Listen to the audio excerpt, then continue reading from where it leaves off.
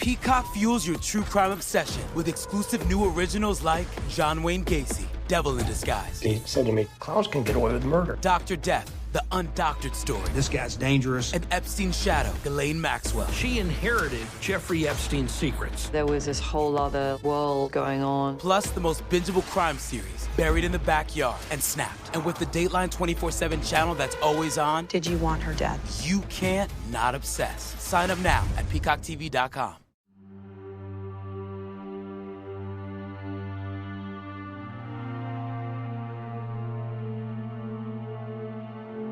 "12-year-old Mark Degner and his best friend, 13-year-old Brian Hayes, were both students in the special ed department of their school in Jacksonville, Florida. Each had been diagnosed as having developmental delays, bipolar disorder, and other physical and mental health issues. Each had medication they needed to take daily, but neither had it with them when the two strode off the campus of Paxton Middle School and vanished in the middle of the day. There was no call for concern, no panic, not much of any attempt to find them. Neither boy would be reported missing for hours, as their families were never notified. By the time police were informed, the day was nearly over. More than 16 years later, investigators are now left to wonder if Brian and Mark ran off on their own, or if perhaps they had been targeted and groomed by someone living just a few miles away. This is Trace Evidence, episode 152, The Disappearance of Brian Hayes and Mark Degner.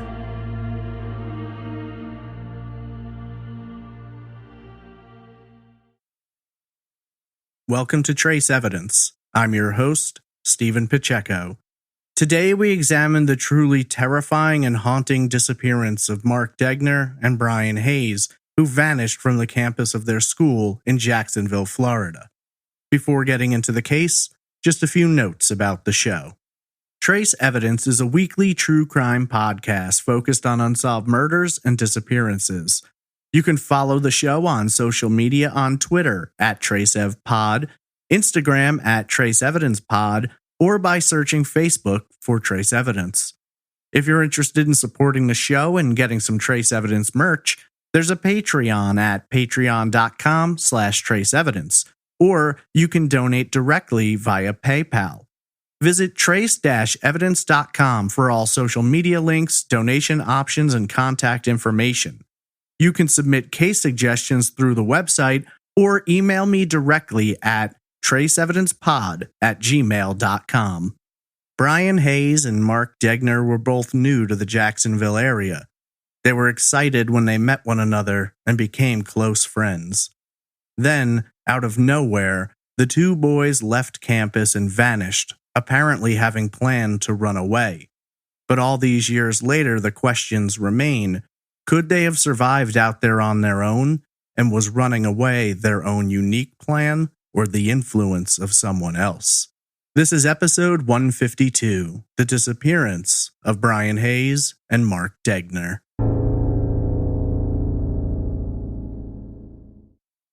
Rustling leaves crackled as the cool breeze swept in from the ocean, moving west across the Florida peninsula towards nearby Jacksonville. On the west side, trees swayed as locals zipped up their jackets against the rising winds with the threat of lower, bitter temperatures to come. Metal vents hummed to life as puffs of heated air exhaled into the classrooms of Paxton Middle School, temporarily fogging the windows as temperatures steadily equalized. The afternoon would usher in a warming respite from the cooler nights, though it wouldn't last long, and by evening the 60s would give way to the low 40s, the snapping bite of winter not yet ready to move on for spring.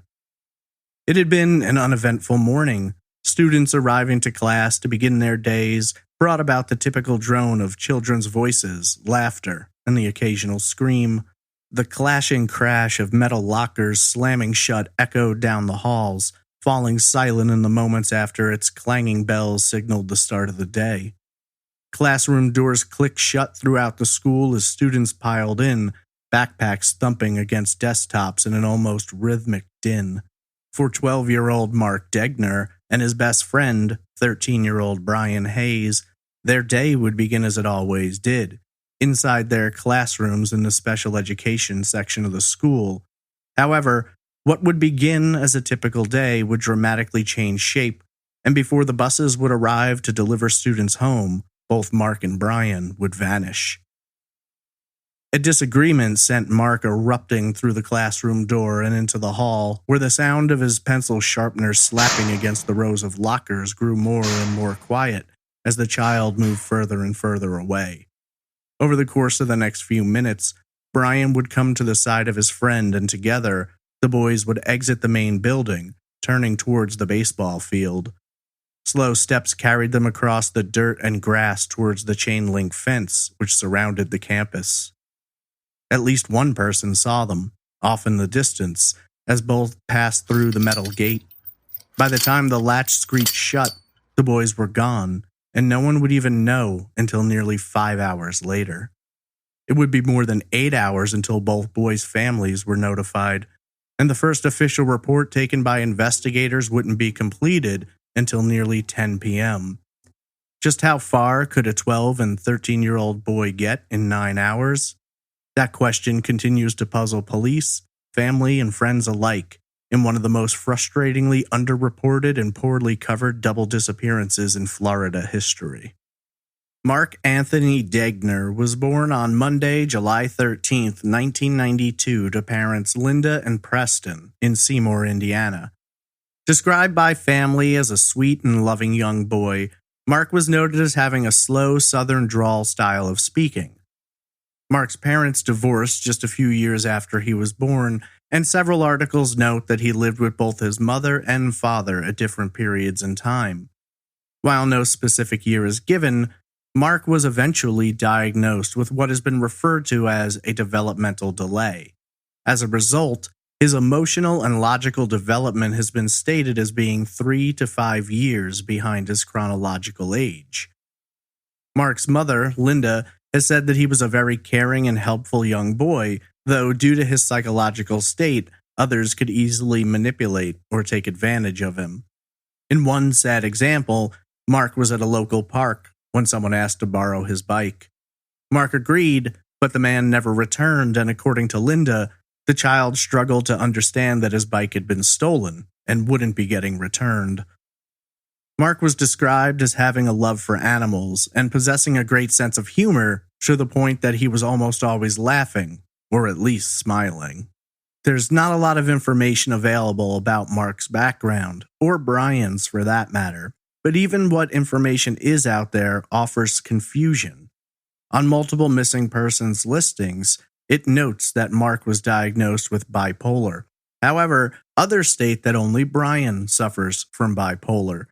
Frankly, the sheer number of articles with wrong or inaccurate information in this case is staggering, but I was able to find a statement from Mark's father, Preston, confirming his diagnosis of bipolar. As a result of Mark's delayed development, he was placed in special education courses where he could receive more direct assistance alongside students who learned and developed at a similar pace. Mark's mother remarried in 2000, with her last name changing to Alligood, and in the months leading up to his disappearance, Mark moved to Jacksonville, Florida, where he would be enrolled in the special education program at Paxson Middle School, today known as the James Weldon Johnson College Preparatory Middle School. According to Linda, Mark was very happy about his placement at Paxson and was eagerly excited about making new friends in Florida.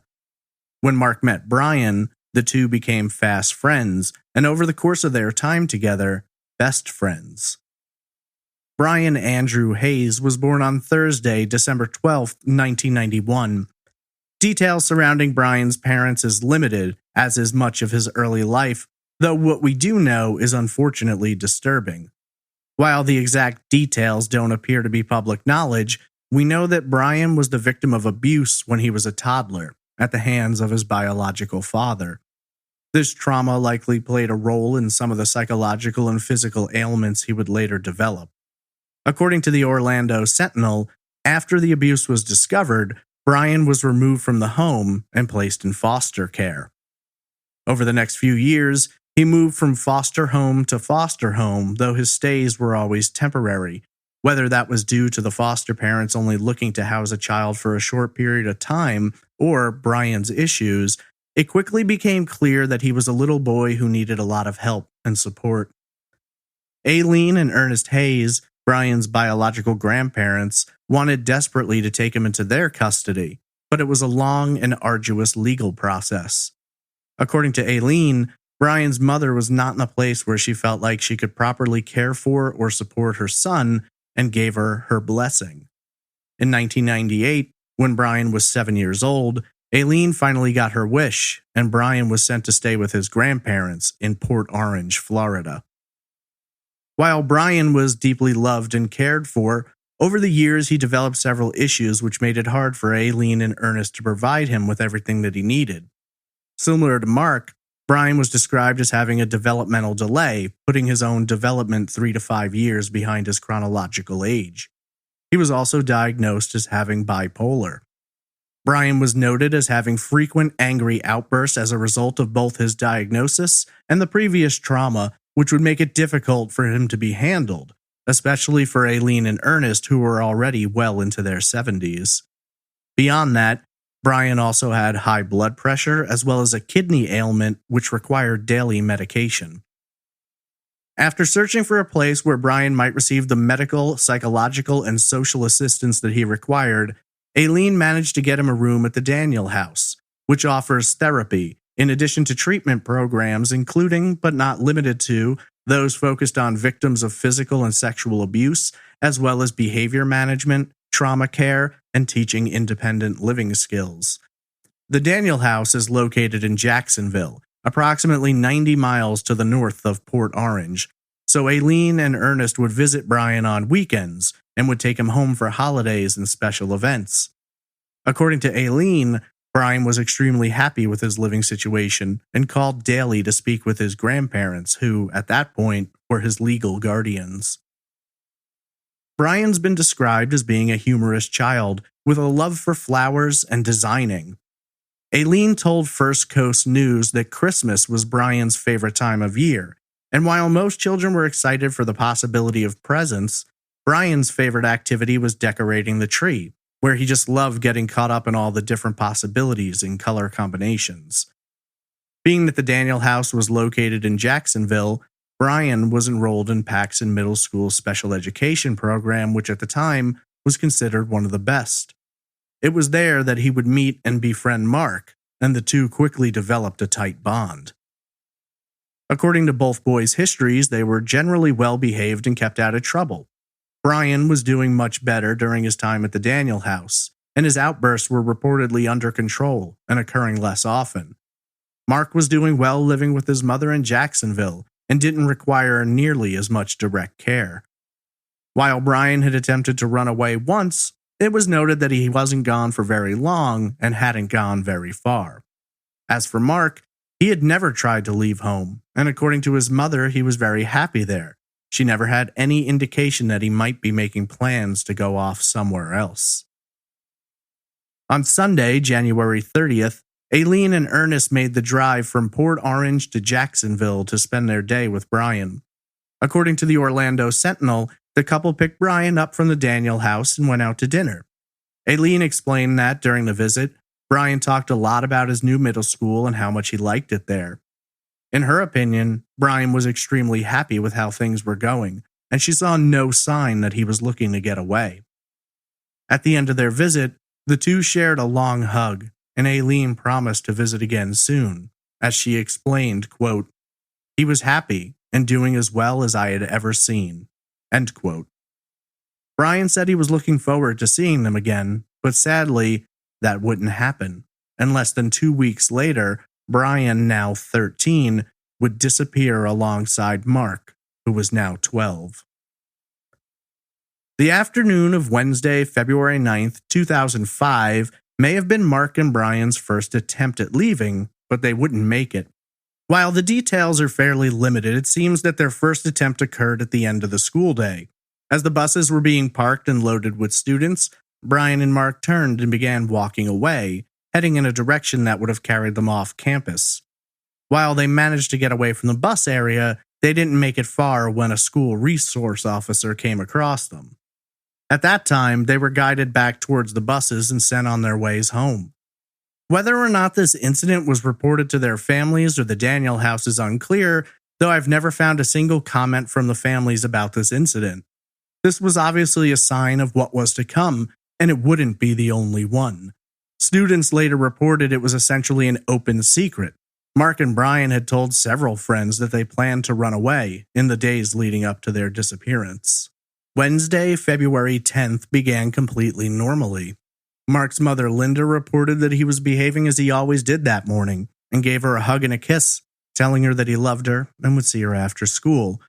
She never imagined that her son wouldn't be coming home and that more than 15 years later, his fate would remain a mystery. It was a cool, windy day with morning temperatures in the low 40s, slowly rising to the mid-60s by midday, so both boys, in addition to their backpacks and school supplies, had taken their coats with them. As far as the official timeline dictates, the first indication that anything was wrong occurred just after 1 p.m. What exactly happened isn't made clear, as the story has been delivered in two very different ways. According to some reports, Mark and a teacher got into an argument. Following this argument, Mark stormed out of the classroom and began making his way down the hall, banging his pencil sharpener along the lockers as he went. In several articles published by the Orlando Sentinel, Miami Herald, and Pensacola News Journal, it stated that after exiting the main building, Mark ran into Brian, and it was at this point that the two boys began making their way off campus. However, there may be more to the argument than has ever been released. In an interview with Angie Campbell, Mark's aunt, the argument is described as being contrived in order to give the boys the ability to sneak away. When speaking to First Coast News, Angie explained, quote, "One made a disturbance so the other could get out of class, and the two simply walked out of the school and out of the baseball grounds." End quote. This is a pretty important detail, to know whether them running away came more spur of the moment based on an argument, or if in fact it was planned in advance to the point that the boys came up with this idea of creating a diversion. Frankly, this is another frustrating example of how much information in this case is mixed up and inaccurate. Either way you look at it, though, I find it incredibly difficult to accept that Mark was allowed to just walk out of class and go off on his own, and that Brian was able to accompany him without any school staff attempting to stop them. Based on all available evidence, one of the last witnesses to see them on the baseball field that day was a school employee, and yet nothing was done to try and bring them back or stop them from leaving. I found several people on a forum who claimed to be former Paxson students, and they noted that kids ran off campus frequently during that time period, so much so that neither staff nor police took it very seriously, as they always came back. In this instance, it's quite clear no one was taking things seriously. According to witnesses, the altercation took place between 1 and 1:10 p.m. At approximately 1:15 p.m., Mark and Brian were sighted in the area of the school's baseball field. Reportedly, the two boys exited the school and proceeded towards the field, where they stopped for a moment in one of the dugouts. After a short period of time, described to be less than 2 minutes, they got up from the dugout and began walking across the field. This would put them heading due south, moving away from the school located at 3276 Norman E. Thagard Boulevard. After crossing the field, the boys came to a chain-link fence which encompasses the outer perimeter of the campus. There's a thicket of trees which stretches from the middle of the fence to nearly the southwestern corner along West 1st Street. In the middle of the thicket is an unsecured gate which leads out from the campus and would drop Brian and Mark at the intersection of West 1st and Hood Avenue. From the looks of the gate, it appears that it grants access to people from the local neighborhood should they want to use the baseball field or track. There's also a pond in the southwest corner of campus which is butted up against the fence, on the western side of which another large pond sits. Suffice it to say, as Brian and Mark made their way through that gate, they'd find themselves in the middle of a neighborhood, from which they could head west toward the edges of town, east towards downtown Jacksonville, or south towards the Riverside and Lakeside areas. North would be an option as well, though they'd have to head over one or two streets to find one running north. Assuming they didn't want to be spotted by school staff, They'd likely have gone at least a few blocks over, though honestly, it seems like they could have just walked north through the school and never have been noticed either. To this day, it's hotly debated as to whether or not Mark and Brian decided to head off somewhere without a destination in mind, or perhaps, if they had a destination they were aiming for, or worse yet, were planning to meet someone who had given them a location to be picked up at. It's commonly believed that the most likely scenario is that Mark and Brian had help from someone who unfortunately may have been a pedophile or worse. While we can't know for sure what the boys may have had with them that day, we do know what they left behind. In their classrooms were both of their coats and backpacks. Neither boy had a cell phone with them, nor is it believed that either of them had any money or extra clothing. This is important because by 9 p.m. that night, the temperature drops to 50 degrees and would sink as low as 35 overnight. Perhaps most urgently worrisome was that neither of them had their daily required medications. Aside from them already being in danger, being two boys off on their own in a world where they lacked the cognitive ability to fully understand the risks ahead of them, they were also without their medication, which aside from assisting in controlling the symptoms of bipolar, were necessary for physical ailments that left untreated could result in death or severe injury. As Aileen told the Sentinel in regard to Brian's medications, quote, "They helped him function. Without it, he could have a stroke. Anything could happen." End quote. Now I imagine you're thinking what I am. Two boys with developmental delays who have bipolar diagnoses and who are on medications for both their mood and serious physical issues, wandering away from the special education department of a school would warrant an immediate call to police, as well as their families and caretakers, to get more people out there looking for them. Any number of terrible things could happen, from being kidnapped to getting hit by a car, or maybe falling into a waterway. Yet, the level of concern we're all feeling in this moment wasn't shared by the staff at school. In fact, no calls were made to Linda or Aileen. No one reached out to the Daniel house. No one called police or sent members of the staff out to find the boys. Instead, a single call was placed to the office of the school resource officer. At the time, he wasn't in, so all that was done was a voicemail was left for him, saying that Mark and Brian had left campus. The boys had last been seen at approximately 1:15. The first call into police regarding their disappearance doesn't occur until nearly 5 hours later, with Brian being reported missing at approximately 6 p.m.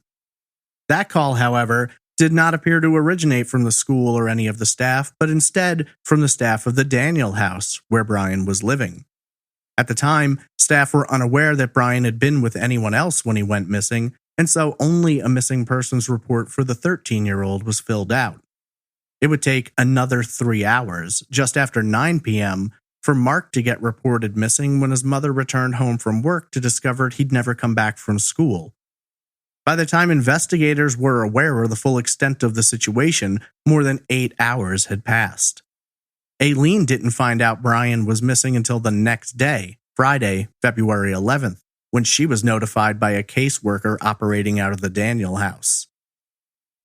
Immediately upon discovering that the boys were missing, both families jumped into action.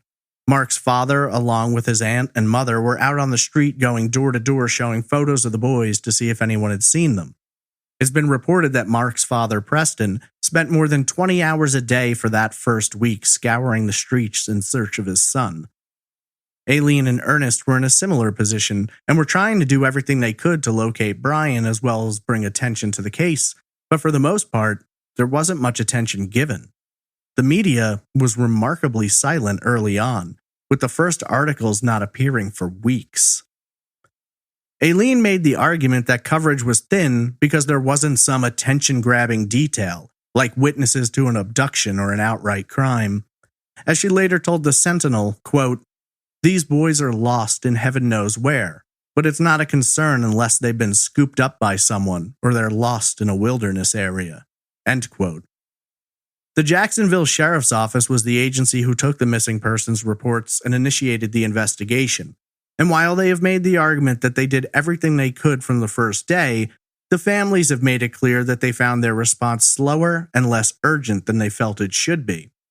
In the beginning, both boys were officially listed as missing, but would not be labeled as endangered missing for more than a week. According to the sheriff's office at first, it wasn't a case where they were dealing with clear indications of foul play. Yes, the boys had run off, but there was nothing to suggest they'd been abducted or lured out by anyone. As Detective Hal Lloyd told the Sentinel, quote, "They were seen running away from school, and there is absolutely nothing else since then." End quote. As part of the early investigation, friends of Mark and Brian and fellow students were interviewed. At that time, it was noted that they had told friends they'd planned to run away. But in terms of where they were going or why, no one seemed to have that answer. The aunt of one student contacted the media and was ultimately directed to police, where she explained that her nephew, a friend of the boys, told her he'd been invited to go along with them, and while he had planned to join them, he backed out in the end. What exact details the child provided have never been fully revealed, though it does appear that he had some knowledge of where they might be going. In at least one account, the child directed police to look in the Birdville area, though this is northwest of where the majority of sightings would later come from. Apparently, investigators did go to that area but found no sign of Mark or Brian. Police began going door to door in the area surrounding the school, expanding out slowly street by street and neighborhood by neighborhood, but they weren't getting much assistance. No one had seen the boys. In fact, most people weren't even aware that they were missing. As family members began plastering missing persons flyers all over town, news coverage was limited to small blurbs, which did not include any photographs of the boys. If it weren't for groups like the Justice Coalition, a victims' rights organization, who helped garner media coverage and raise award funds, it would have taken even longer to get the word out. However, it was those early critical hours that were lost. More than 8 hours passed before police began looking, and at the time, they didn't have much of a direction to go. Investigators were sent to interview sex offenders in the area, with more than 90 being questioned in the first weeks. It was through canvassing that police eventually found a witness whose account has been reported everywhere, but the details are minimal and the actual source has never been identified. According to this witness, not long after Mark and Brian were last seen around 1:15 p.m., one of the boys was observed getting into a vehicle. I can't tell you anything about the vehicle because nothing's ever been reported. No make, model, or color. Apparently, whoever saw this didn't get a look at the driver either. Just to give you an example of how jumbled information is on this case, according to the Charlie Project, Brian was the boy getting into the car. According to Newsweek, it was Mark. The National Center for Missing Persons reports that it was Brian, and depending on which news article you read, it's either one or the other. The only thing we truly know about this scenario is that one of the boys was believed to have been seen to be getting into a car alone, though whether or not this is a verified sighting seems up for debate, as I found postings from family members who say that there has never been a confirmed sighting of either Mark or Brian since they were seen on the baseball field. There are, of course, other sightings, though none of them have been confirmed. On Thursday, February 17th, a witness claimed to see the two boys walking in a wooded area near Hammond Park, which is just half a mile to the north of the school, near the corner of Melson Avenue and West 12th Street. This sighting brought police and the families back into the area near the school, once again canvassing neighborhoods and handing out flyers, but to no avail. Whether or not the two boys seen were actually Mark and Brian, or if it was two different boys, remains unknown. That same day, 3 different news stations ran stories about the disappearance, although their focus was primarily on the family's efforts to find the boys. However, these stories did result in several new sightings being reported. At least one person claimed to have seen Mark and Brian near the intersection of North Main Street and 32nd Street, approximately 8 miles to the northeast of Paxson and Hammond Park. Several other sightings were reported in the same area, with witnesses claiming to have seen them in a nearby trailer park, which is either Ideal Trailer Park, several miles to the north, or River City RV Park, located just off North Main and a third of a mile north of the intersection of 32nd Street. Other witnesses claim to have seen the boys in a nearby cemetery, which again is not named but appears to be Evergreen Cemetery, which is directly across the street from River City RV Park. While there is a cemetery located near the ideal trailer park, it's quite small, and the one in which the boys were spotted has been described as large and sprawling, which fits Evergreen. Evergreen is approximately 8 miles east and slightly north of Paxson, and multiple articles report that the cemetery sightings were 8 miles east of the school. There were also sightings of Mark and Brian in a wooded area nearby, which would likely be May Man Jennings Park, which covers more than 33 acres, or perhaps Long Branch, to which the area designated May Mary Jennings Park once belonged. According to the Orlando Sentinel, after these sightings were reported, both the families and investigators went to that section of town. Mark's mother, Linda, joined by her sister, took leave from work so they could knock on every door within a few miles of the cemetery. For their part, the sheriff's office sent a large number of officers and volunteers into the wooded areas and surrounding neighborhoods. Searches were conducted on foot, bicycle, car, and horseback. A helicopter was also flown over the area for several hours using heat detection instruments in hopes of locating Mark and Brian. This was the first major search launched, some 8 days after they'd last been seen, and while the families felt that police had been slow to act, they had nothing but praise to offer about how they had searched. Sabrina Gouch, working for the Justice Coalition, told the Sentinel, quote, "You could not move without seeing a patrol car. They blanketed the area. They were phenomenal in their efforts." End quote. Despite those efforts, no sign or trace of Mark and Brian was found in the cemetery, parks, or RV park. Since so many sightings had been reported inside of the same 1 to 2 mile radius, it was believed the boys had to be somewhere in that area, but nothing was ever found. Unfortunately, tips began coming in less and less over the next weeks, and by the end of the month, the search for Brian and Mark had grown cold. Detective Lloyd, when speaking to the Sentinel, explained, quote, "Time is important, and they have been gone far too long. I would think that someone is helping them." End quote.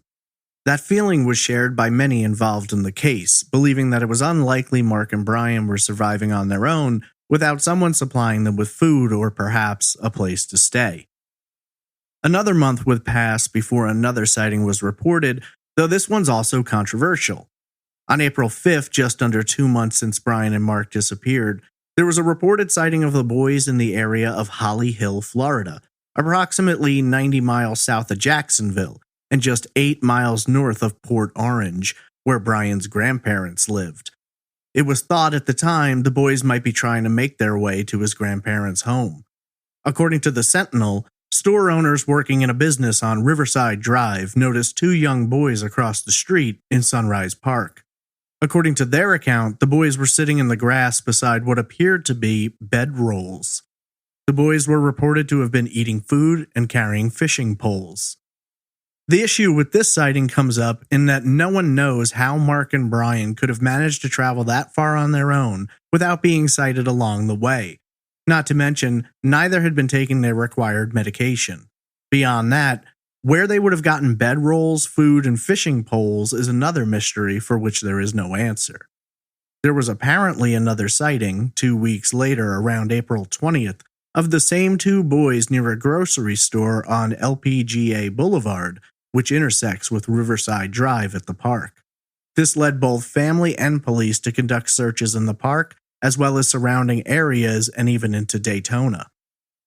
Where this becomes controversial is that multiple reports state the police confirmed that the first sighting at the park was legitimate, though how that alleged confirmation occurred has never been explained.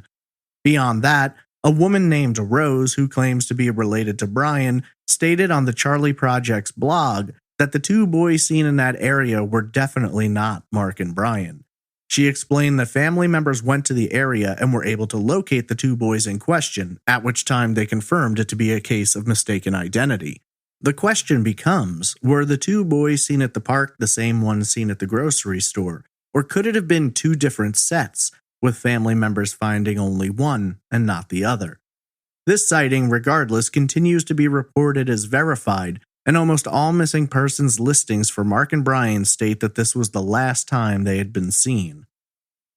Over the course of the next months, Police made multiple pleas through the media for assistance in locating the boys. In June, Detective Lloyd told the Sentinel, quote, "We're pretty well just crying out. If they're out and about, if they're stealing lunch meat from a store, I just want their faces out there so somebody might recognize them. I don't want interest in them to die." End quote. Unfortunately, coverage of the boys' disappearance was so minimal early on that even at this time, people in the area were unaware of the search. Gina Baker, an investigator for the Holly Hill Police, explained, quote, "No one has seen them, but I don't know if it's really known that these children are missing. That's why we're asking for the media's help." End quote. It was during this time that police announced a $10,000 reward for information leading to the boys' safe return. It was harrowing for the families who were searching for them everywhere and oftentimes seeing them in the faces of passing children. Linda later explained, quote, "I find myself, with every little kid that's walking down the road, I'm slowing down my car to look, checking to see if it's my son." End quote. Aileen Hayes worked hard to keep the boys' story alive. 8 months after they vanished, in October, she appeared on the Montel Williams show to discuss the case. She covered the windows of her car with flyers and photos of the missing boys, as well as getting the flyers posted in major stores and truck stops in the area. She managed to get America's Most Wanted to display the images of Mark and Brian and to summarize the case in a short segment, as well as getting their missing persons flyer inserted into trucker magazines sold in the area. Aileen later told reporters, quote, "We're still trying to find new ways to do things. Every day we think of something new we can do." End quote. Unfortunately, time began passing more rapidly with no signs, no news, no leads. Soon, days turned to weeks, weeks to months, and months to years. Birthdays, holidays, special occasions came and went with no sign of Brian and Mark.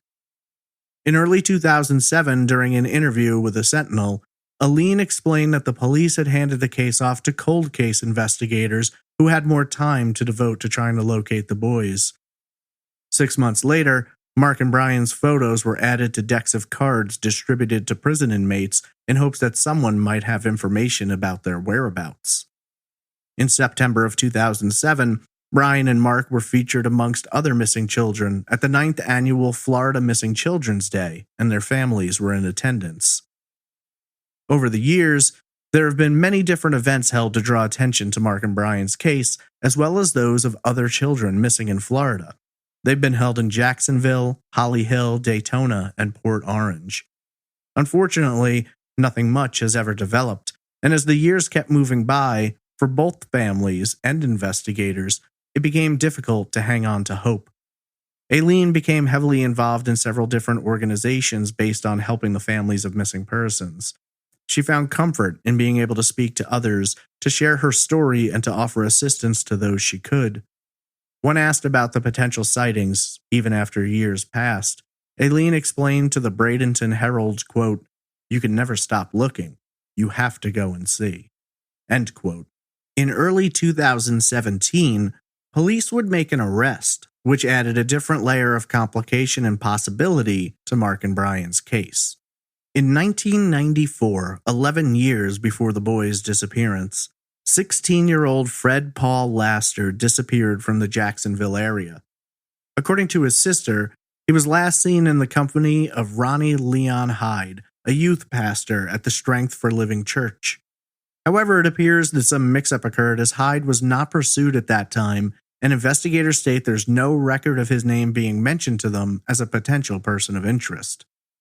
Not long after Laster's disappearance, authorities recovered the dismembered remains of a young male, found dumped behind a gas station in Lake City, some 60 miles to the west of Jacksonville. Due to the absence of identifying information, the remains were listed as a John Doe and stayed that way for more than 20 years. In 2016, familial DNA was used to confirm that the John Doe was in fact Fred Laster. At the scene where his remains were found, police recovered several articles of clothing, one of which contained the unidentified DNA of a man. After speaking with the family and reinvestigating the case, they began taking a look at Hyde. They managed to obtain a DNA sample from his trash and got a match to the DNA found at the crime scene. On Tuesday, March 7th, Hyde was arrested when state and federal authorities raided his Jacksonville Beach home. Charged with the murder of Fred Laster, Hyde faced additional charges when thousands of images of child pornography were found in his home and on his computer. Following the arrest, multiple victims have come forward to accuse Hyde of sexually assaulting them while they were between the ages of 12 and 16. The FBI was looking to find any cases which could potentially be connected to Hyde and began compiling a list of missing and murdered children between the ages of 12 and 16 who had vanished in areas that Hyde had lived throughout Florida. Among those considered possible are Mark Degner and Brian Hayes. However, Jacksonville Undersheriff Pat Ivey told News 4 Jacksonville that they had yet to establish a link. As he explained, quote, "You have to know what you're looking at as a legitimate potential connection. When the appropriate time comes, and based on other agencies involved in the investigation concerning Mr. Hyde, we would take the opportunity to review and see if we have anything we need to take a closer look at." End quote. In terms of Mark and Brian, it's very interesting to note that at the time of their disappearance, Hyde was living in a home located at 2076 Thelma Street, 8 miles from Paxson Middle School, and just 2 miles from the cemetery and RV park where multiple witnesses claim to have seen the boys in the weeks after their disappearance. In court documents later made available to the public, there was this one detail which caught people's attention.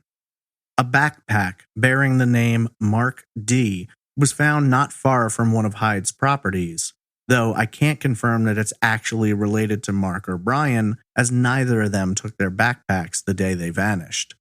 As alleged victims came forward and spoke with police, they described similar circumstances, with many saying that Hyde had lured them into his home during periods where they were runaways or homeless, telling them they could stay there and come and go as they wanted. Hyde had worked as a youth pastor and mental health counselor at various times in and around Jacksonville, which may have given him not only access to Mark and Brian, but perhaps insight as to how to approach and possibly manipulate them. Considering Hyde's disturbing attraction to children and the murder he is alleged to have committed, many people believe there's a good chance he could have been involved in Mark and Brian's disappearance.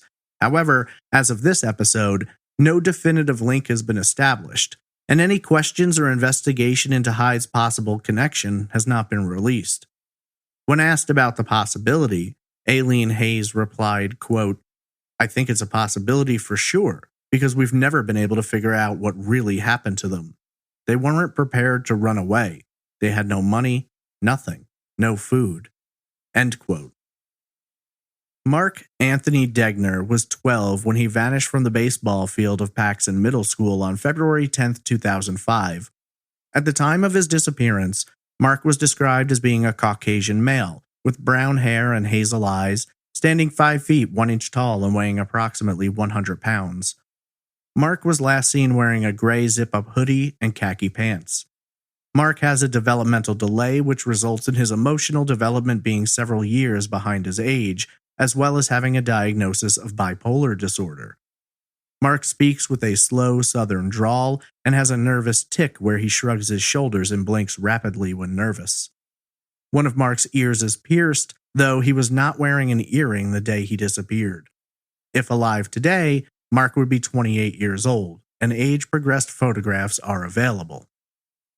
Brian Andrew Hayes was 13 when he disappeared with Mark.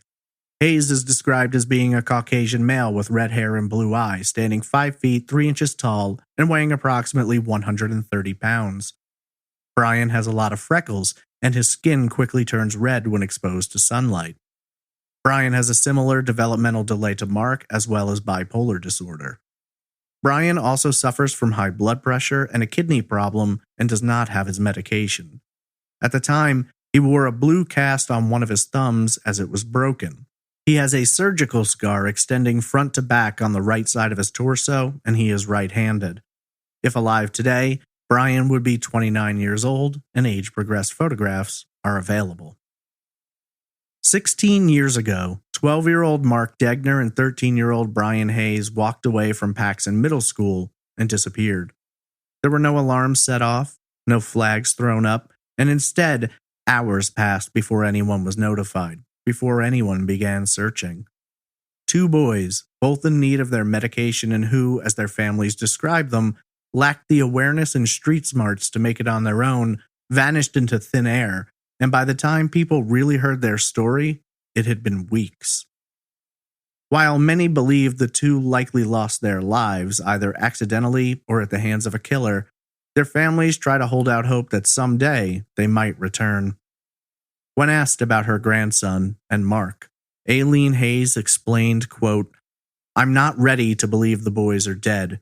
We're not giving up hope until we have to give up hope. When you have a loved one who is missing, you can't sleep, can't eat. You're devastated. They need to know we've been looking for them, that they are missed and loved, and we want them to come home. We're never going to give up on them."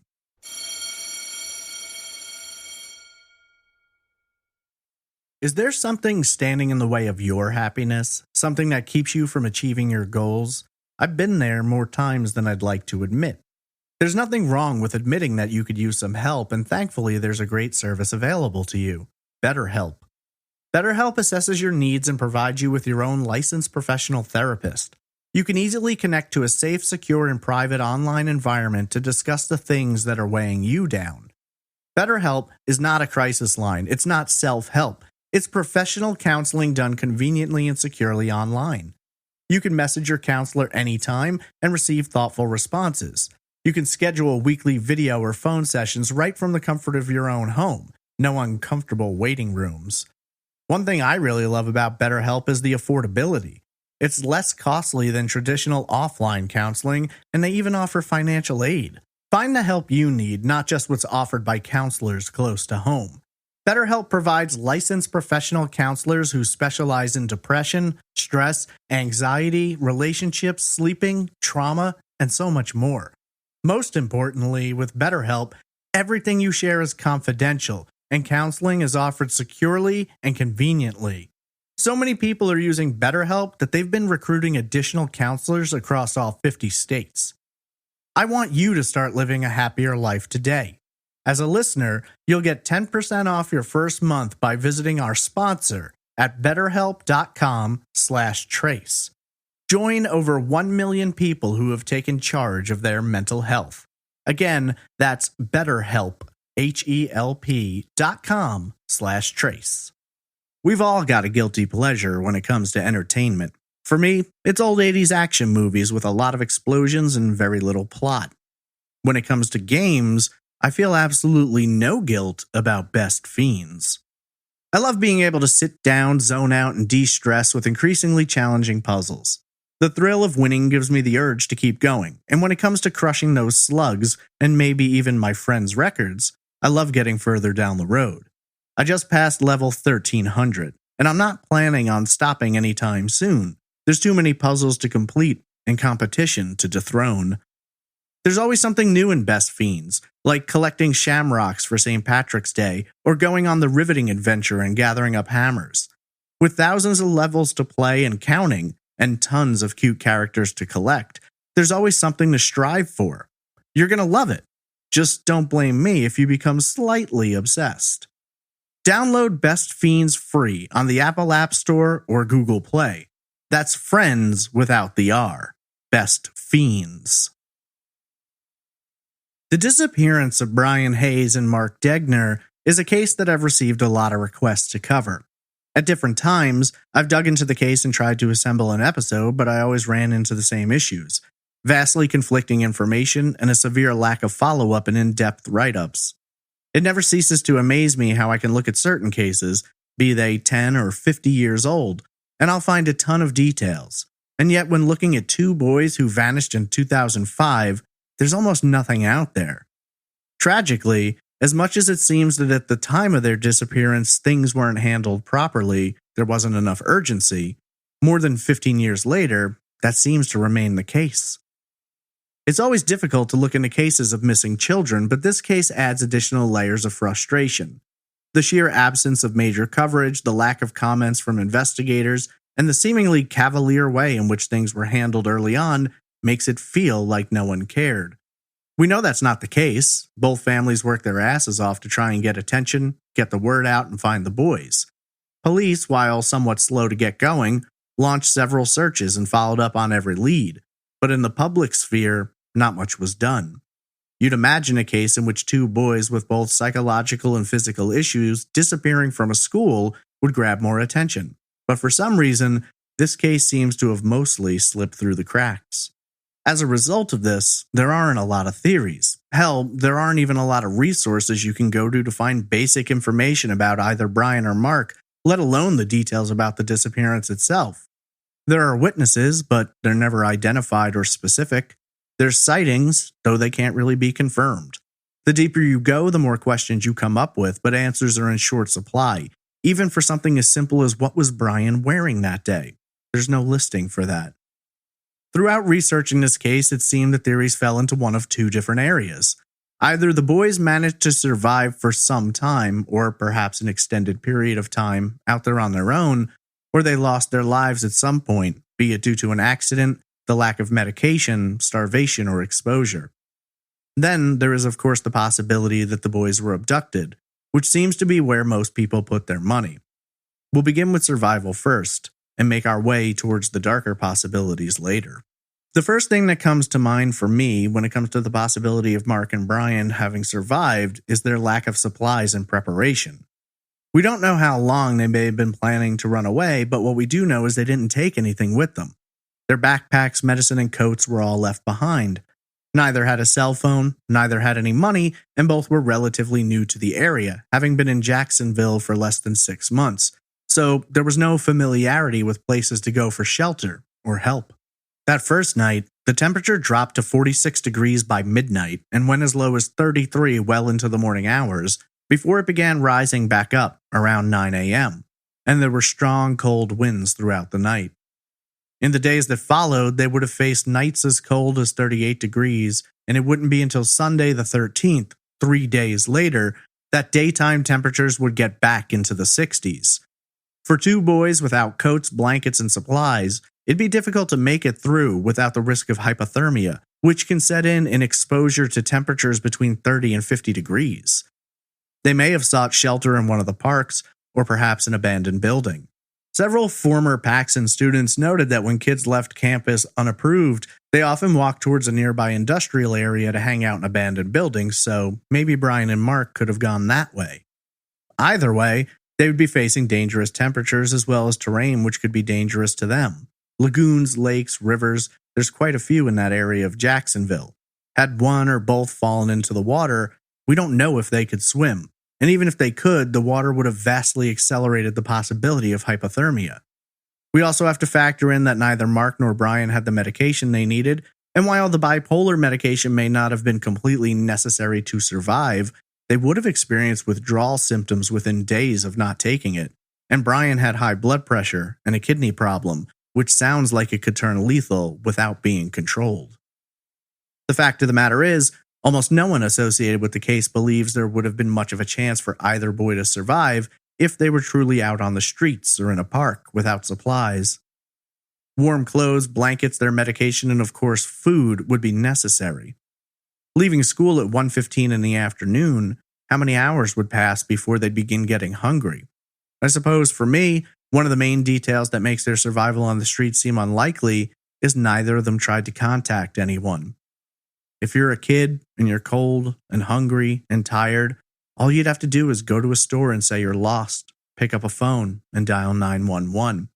Even with developmental delay, it seems like they'd be very aware of these options, and yet that doesn't happen. For most people, it's considered probable that they never showed up, called, or sought help purely because they were unable to. Others think perhaps they considered themselves to be in a lot of trouble and didn't want to get caught. I suppose the issue becomes if they did lose their lives due to exposure, starvation, or an accident, why hasn't anything ever been found? I think it depends on where they ended up. If you're looking in the park, there's a lot of land to cover and a lot of places where things could be hidden. If you're looking at water, like the St. Johns River, which flows north and empties into the Atlantic, there's a lot of different possibilities. All along, there are split-offs, lakes, and if Mark and Brian ended up in the water, I don't know how much, if anything, would be found without dragging areas and diving searches, but according to everything I've read, those types of searches were never conducted. A lot of people note that the boys were able to survive for nearly 2 months since they were sighted in Holly Hill, but the problem is, while police have said they're pretty sure the sighting's legit, no one can prove it. There were 2 sightings, not far from one another, and then nothing. Holly Hill police searched but never found anything, and if the boys were there, how did they get the supplies they were said to have? Food, bedrolls, and fishing poles.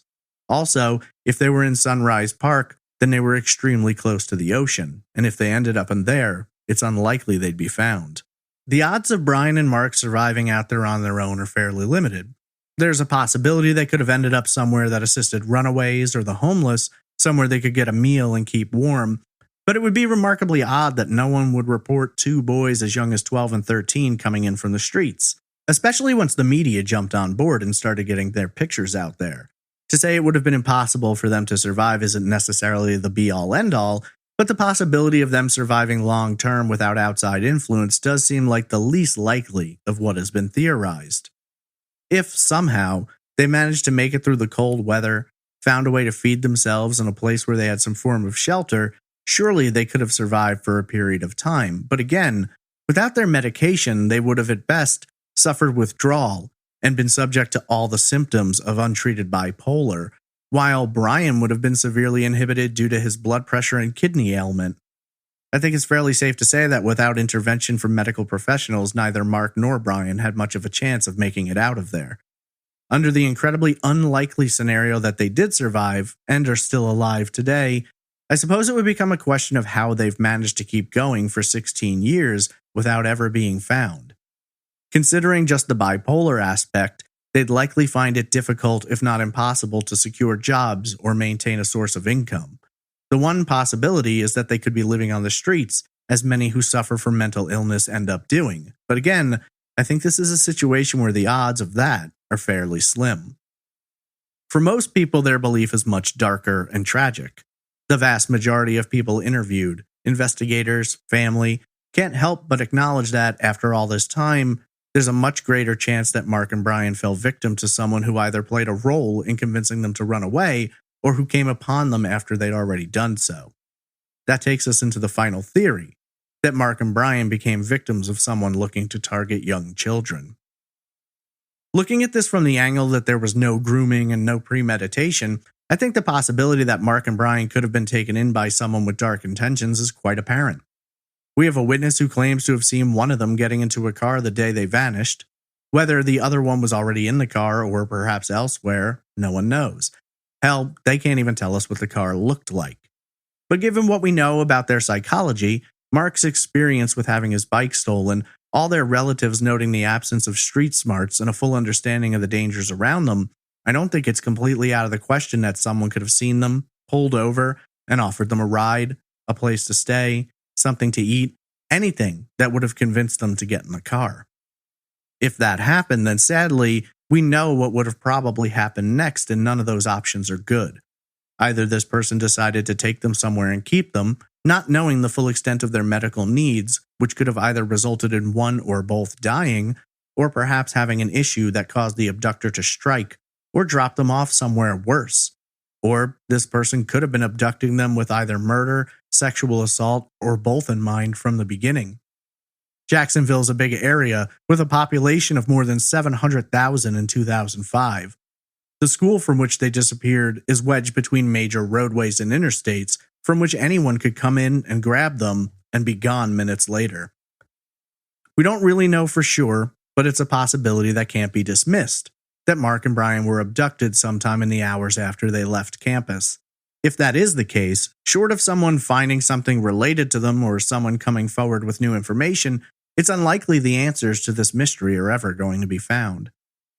We do have to consider the other angle here, though, which is the possibility that someone may have manipulated and influenced one or both of them to run away, promising them a place to stay or something that would have appealed to them, anything to lure them into a trap. We don't know anything about either boy's access to the internet, though with it having been 2005, it's likely they had some access. There could have been communication with someone who represented himself as someone else someone who groomed one or both of them and convinced them to run away. Knowing the exact details of how they left campus might help in this regard. If it was a spur-of-the-moment argument that led to them leaving, or if it was a contrived incident to create a diversion. We know they tried to leave the day before but were caught. Both apparently seemed happy with school, their living arrangements, and their families, so there doesn't seem to be any major motive behind the runaway plan, unless, of course, someone was feeding them a story or working to convince them to run. It's a sad fact, but there's a lot of sick people out there who spend their days trying to lure children in, whether they're locals or people on the internet. At this very moment, somewhere, there's an abductor chatting with a child who thinks they're talking to someone the same age. They're learning about them, where they live, how many siblings, how often their parents are home, what they like to do, where they want to go. They're doing whatever they have to mold and shape that child, to get them to just take that step outside and get together. And if they're successful, there's a good chance that child is never coming home. And tragically, in many of those cases, their parents are completely unaware. Both Mark and Brian were more susceptible to manipulation and deceit than their peers, and someone may have seen them as easy targets. The name that is most commonly associated with this possibility is that of Ronnie Leon Hyde, who we know was operating in the area at the time. His home on Thelma Street was just 8 miles from the school, and within 2 miles of where Mark and Brian were sighted at an intersection, trailer park, and cemetery. Now, does that mean that Hyde is the only person who could have done this? No, just that he's the only one around there who we have a name and behavior pattern for. However, his proximity to the site of their disappearance is difficult to ignore, and if you look into his background as a youth pastor and mental health counselor, he may not only have had some access to either Mark or Brian, but he likely possessed enough knowledge of their psychological disposition that he could have known how to manipulate and groom them. As far as has been established, while Hyde has been charged with multiple counts related to possession of child pornography, he's only indicted for 1 murder. Now, that's not to say he's not capable of having committed more, and likely did, but many of his alleged victims came forward after his arrest, saying that he had sexually assaulted them at different points in time.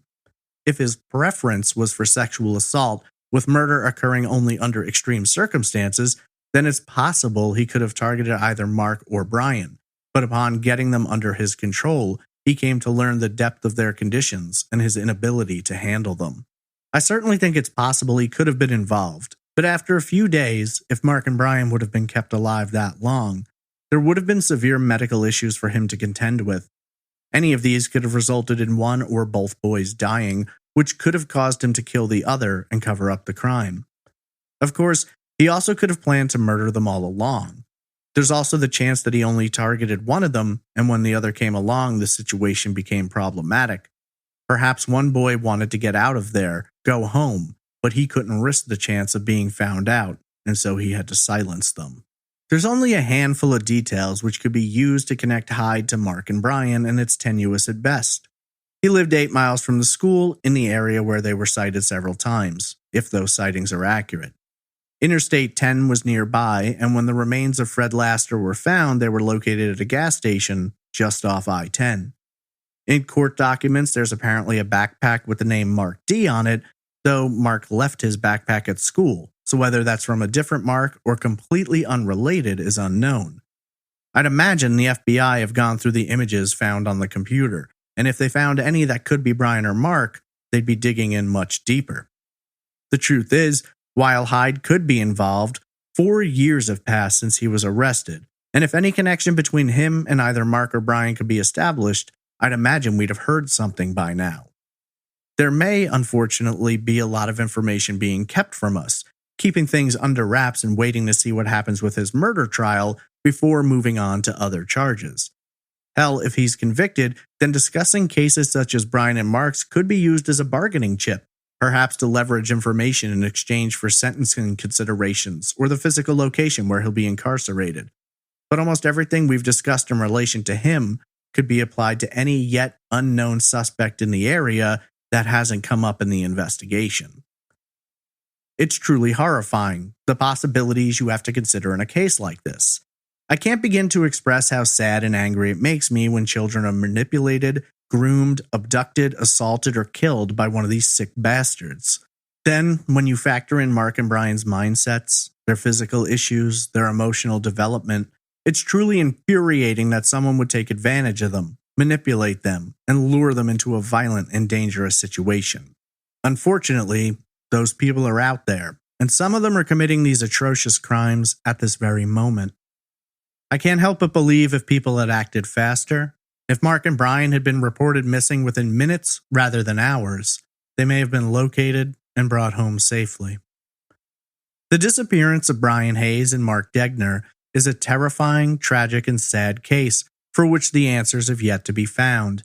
2 boys, 12 and 13, missing now for more years than they were known to have been alive. 2 families continue to await answers about what became of them, and while they hope against hope that they are out there somewhere, safe and alive, each passing year brings the darker possibilities more sharply into focus. Unfortunately, without new information, sightings, a link between the boys and a potential suspect, or an outright confession, the disappearance of Brian Hayes and Mark Degner will remain open, unsolved, and very cold.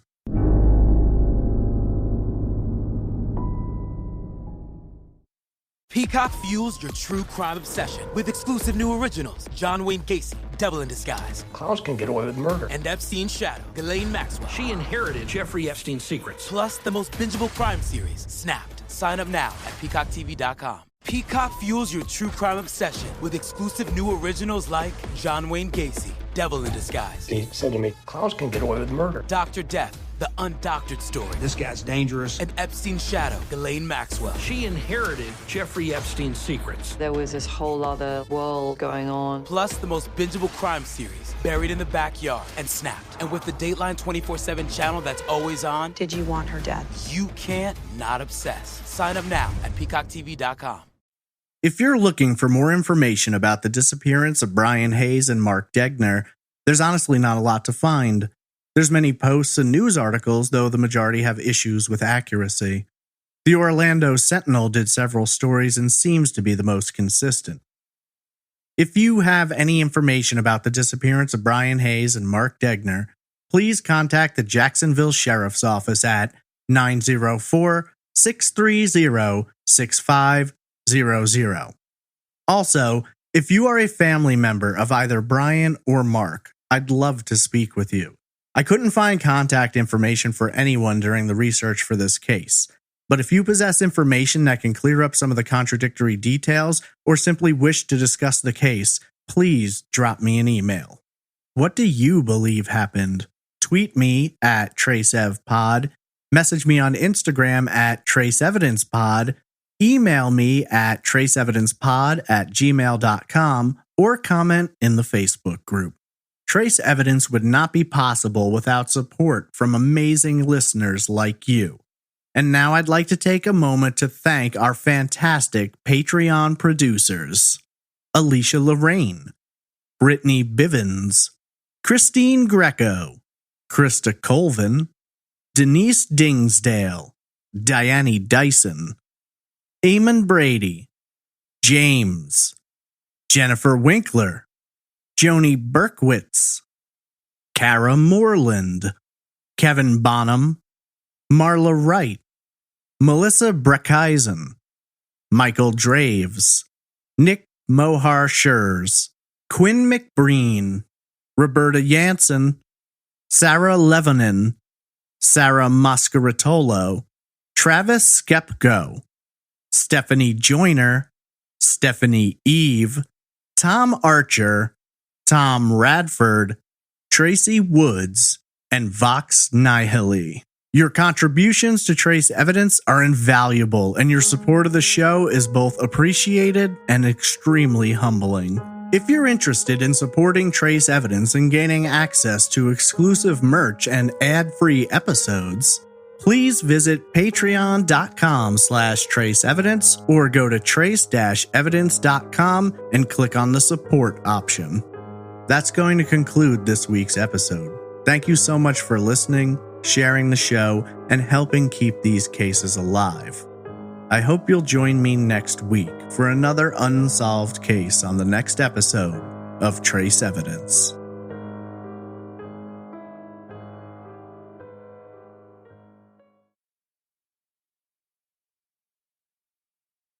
Peacock fuels your true crime obsession with exclusive new originals. John Wayne Gacy, Devil in Disguise. Clowns can get away with murder. And Epstein's Shadow, Ghislaine Maxwell. She inherited Jeffrey Epstein's secrets. Plus the most bingeable crime series, Snapped. Sign up now at peacocktv.com. Streaming only on Peacock. John Wayne Gacy killed 32. Straight from the killer's mouth. They want you to believe that I alone committed these murders. The new gripping 6-part documentary series, John Wayne Gacy, Devil in Disguise. All episodes streaming now, only on Peacock. Peacock fuels your true crime obsession with exclusive new originals like John Wayne Gacy, Devil in Disguise. He said to me, clowns can get away with murder. Dr. Death, the undoctored story. This guy's dangerous. And Epstein's Shadow, Ghislaine Maxwell. She inherited Jeffrey Epstein's secrets. There was this whole other world going on. Plus the most bingeable crime series, Buried in the Backyard and Snapped. And with the Dateline 24/7 channel that's always on, Did you want her dead? you can't not obsess. Sign up now at peacocktv.com.